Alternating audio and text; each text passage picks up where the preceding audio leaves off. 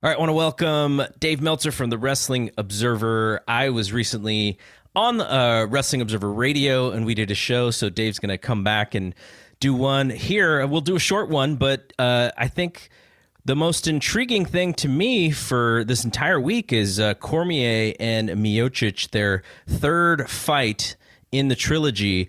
I kind of feel like this is not getting as much publicity as I would have thought based on A, the UFC is doing a really good job with their pay-per-view business, and B, like from a legacy standpoint, this is a really important fight. I think it's going to really pick up on Wednesday. So I actually expect it to be really, really big the next, starting midweek.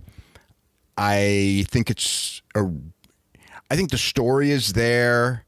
It's Cormier's retirement fight. I mean, I'm writing about it right now, and to me, it's the biggest fight of the year. It's just a very, they're trying to push it as the battle for who the greatest heavyweight of all time is, and you can absolutely strongly make the case that that's what this is, even though they're both older. And it's, Cormier is one of the great fighters of all time, and it is his retirement fight, most likely, because you know how fighters are with retirements. But I think it will be. I really do. And he's either going to go out on the happiest of happy endings. I mean, you rarely see the true storybook ending, because even like people say GSP, but you remember that night with GSP, he won, but it wasn't like it was the ending. He was going to come back, but he never did. So It's kind of like the ending was him, sending a tweet that he's vacating the championship because he's got, whatever his colitis. I mean, that was his ending, with, and maybe he'll come back one more time, but probably not. But this is going to be like either the giant happy ending, and I've been trying to think like who in MMA has ever had the giant happy ending. I mean, Mark Munoz did in the Philippines, but it was just a fight. It wasn't like a world championship fight. It was just, they put him in, and they put him in a position to have it. Faber had it in Sacramento, but Faber came back afterwards. So his last, Faber's last fight, he got demolished. So he didn't really have it either. So almost nobody's had it. And this, this has a chance to be it, or it'll be like, most farewells. You know what I mean? Just, you get beat by a younger guy. So there you go. But, and I think one of the interesting things about it too is we know that either man could beat the other. I mean, we know that. I mean, we've seen it. Yeah, we've seen both knock out the other. Cormier's big argument is that, he won by first round knockout in the first fight, and he dominated the second fight. He had more advantage time in the second fight, and he was winning the fight and handily early on. And then he got tired, and Miocic also, the key was that he kept body punching him. Cormier never defended it, and by the time Miocic was just a target, and Cormier was done in the fourth round. Cormier says he's in better shape now than he was for that fight. Maybe he is. He's 41 years old. I mean, you say whatever you want. I mean, he's been doing a lot of announcing. He does a lot of announcing. He does a lot of coaching. Maybe not so much now, but he's got a lot of happiness. He's got kids, many kids. His wife's pregnant again, by the way. And, it's just like he's a civilized man, and a happy civilized man in a world where it's best to be kind of unhappy and very uncivilized, I think, And Miocic is civilized too. He's still a firefighter and everything like that, it was really kind of an amazing story that this guy who's making big money as a fighter, he puts his regular job first. Firefighting, he won't give it up. So, I mean, that's an interesting story in and of itself. But, yeah, I mean, I would love to see him win. It would really be, one of those great moments in MMA history if he were to win. And if he were to lose, I mean, it's, hopefully they have a good video planned, for the farewell, rather than just, oh, well, there you go. I mean, they really have a chance as far as a production to put on a show that you almost never have the chance to put on, because these things, the retirement of an all-time great where you knew going in it's his retirement, win or lose, These things happen very rarely. So I hope that they don't just do a cookie cutter show, and do something with the main event. I mean, we're just with the fact that it's Cormier's retirement, win or lose. Well, what do you think about just his biggest rivalry was Jon Jones, and he was not able to topple that mountain. I know there's the issue with the Olympics, and then he had the issue with the weight cut, and it just seems like he is built for these big moments, and often he has fallen short. And I think this is an opportunity for him to kind of erase that, and like you said, and end on top. But that hasn't necessarily been the pattern of his career. To me, the big one was that night when we were at the New Japan show, and when he beat Miocic the first time. To me, that was the real redemption, because when he won the light heavyweight title, there was always the idea that he backed into the championship because he never beat Jon Jones. Yeah. But when he beat Miocic, I mean, he beat a very good heavyweight champion, who was number one in the world. He absolutely was. He absolutely did finally, after all the tries in wrestling and all the tries in MMA, of where he would, second place, third place, throughout the whole career, win national titles, Pan American titles, never win world titles. Just writing about the whole thing. I mean, he always lost once in every world championship, and not at the national level, but at the world level, and at the Olympic level. And he actually lost twice in the Olympics in 2004, but one match from the medal stand. So it was always, he always came up short. But the Miocic fight, even if he loses this fight, he can always say that he did achieve that world championship. To me, that was the big one. Now it's for the great feeling, but as far as the career accomplishment, he really did win a world championship. So, to me, that monkey's off his back. And now this is just for final legacy. But it is final legacy in the sense of, if he wins, he's going to be, even with the Jones losses, if he wins, he's going to be there with, when people talk about the greatest fighter, there's a lot of reasons people will dismiss the guys who fail drug tests, and it's George St. Pierre. And, well, I would say even if he wins, he's not George St. Pierre, but he would have a great claim to number 2. If he loses, he's top 10 for sure, but he's maybe number, 4 or 5 or 6. You know what I mean? He's not in the argument for number 1. If he wins, he's in the argument for number 1. And even of all time, he's in the argument for top 3 or 4 if he wins. If he loses, he's a little bit down the list. Just a little.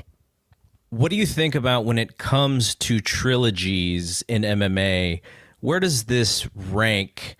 I didn't give you this question beforehand, so now we're kind of thinking off the top of our heads. But just big trilogies in MMA history. Where do you think this stands? Pretty high. It's funny because, there's I don't know. It feels like there's trilogies because of grudge aspects and things where you would do higher, but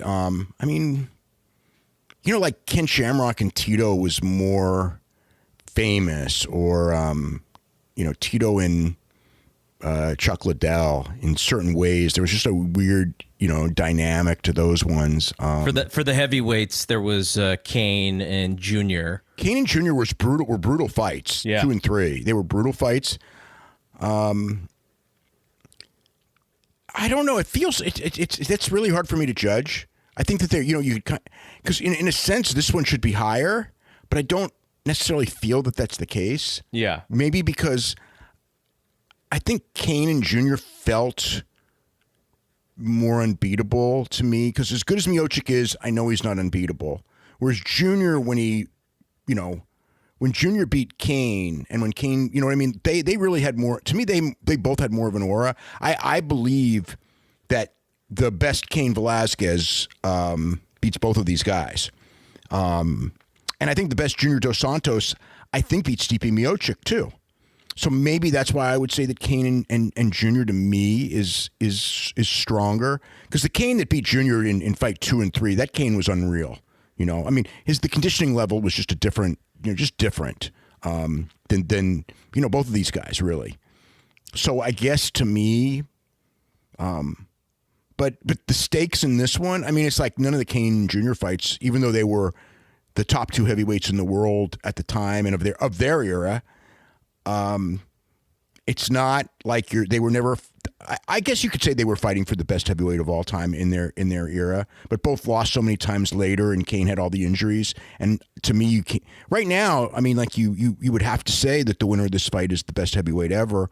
So in a sense, and we're later in the game, so I guess realistically it is a bigger fight, but I don't know. It doesn't feel as big in that way to me. You still leaning towards Stipe? Yeah, I mean, I'm leaning towards him. The one thing to me that the last fight showed is that Cormier can come out there fast. He's faster than Stipe, and I think he's the better fighter. But he can't put him away, and because of the age, I don't know that he's going to have the conditioning in rounds 4 and 5. I mean, Stipe took a beating in round 1 of that fight, and yet he came back, and it wasn't like he was hampered or hurt, if you know what I mean. Like he wasn't taken out, and he took shot after shot after shot, especially in the first round, but even in rounds 2 and 3, he was taking shots. He wasn't blocking shots, and Cormier was the one getting tired, even though he was putting the beating on him the whole time. And so to me, that was like watching, the latter stages of the Cormier-Stipe fight. It was the feeling that, Cormier just couldn't put him away, and I don't know what happens in round. And he can wait, and but this is a different fight. But yeah, I do favor Stipe a little bit. I hope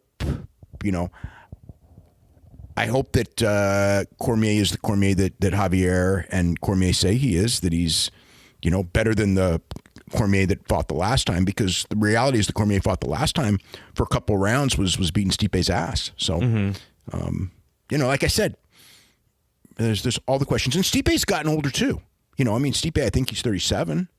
And everyone ages differently. I mean, he could have hit the wall too since his last fight. We don't know.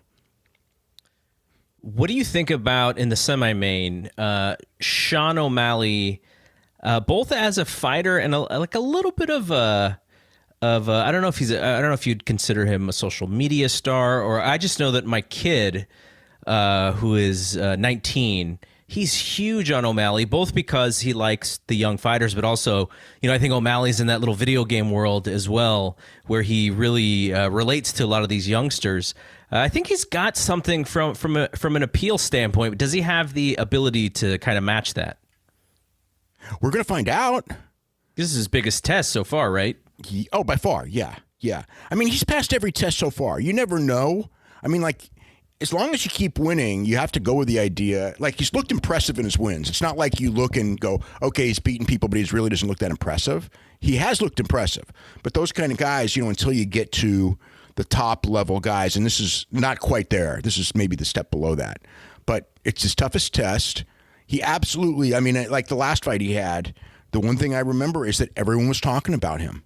He some guys are, like you said, some guys are just stars, and he, if he can win this fight, and win more big fights, and like if he's a champion, he'll be like a famous champion as opposed to just a guy with a belt. So yeah.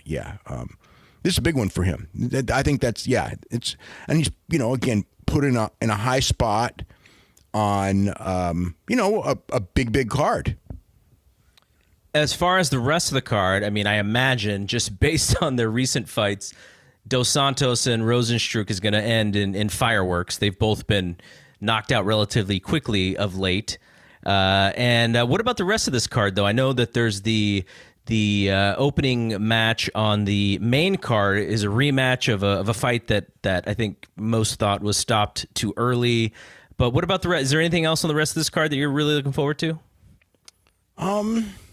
I mean, the Rosenstruck fight is interesting just because someone's going to probably get knocked out. and it could be either one. It's just kind of who connects first. But aside from that, I don't know. I'm not like any. There's nothing else like that's right on the top of my head where it's just like, the